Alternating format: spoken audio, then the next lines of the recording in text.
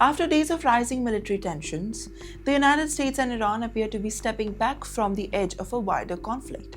Now it's unbelievable, but both sides have paused military operations and agrees to return to diplomacy offerings a fresh hope of the crisis in the Middle East may not now escalate further.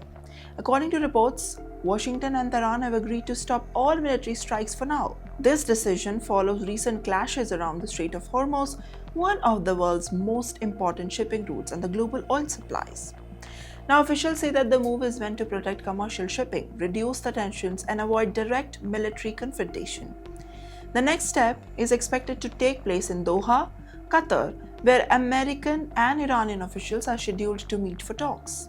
While the earlier negotiations were expected to focus mainly on Iran's nuclear program, now this one will be more attention paying towards the maritime security and safe navigation through the Strait of Hormuz.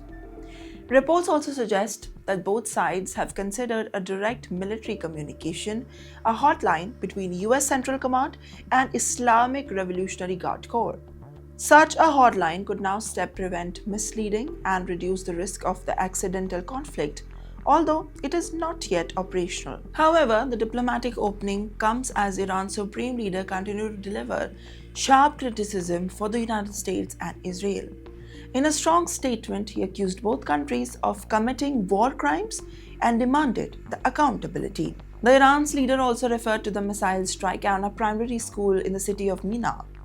Iranian authorities claim that 175 people were killed, including many children, and Tehran has called the incident as a war crime and says that it will continue seeking the international recognition and justice for the victims. The United States has not officially accepted the responsibility for the strike, though, but President Trump has questioned whether the American forces were responsible or the investigators is still ongoing. Trump argued that many missiles were fired during the conflict and it remains unclear who launched it and the one who hit the school. Meanwhile, Iran has announced plans to build a museum dedicated to Minab victims and launch a nationwide campaign to preserve their memory.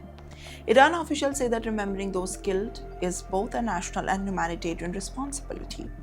While diplomacy has reassumed, deep mistrust between Washington and Tehran remains. The upcoming talks in Doha could now determine whether the current pause leads to a lasting stability or whether the regional is once again drifting towards a military confrontation.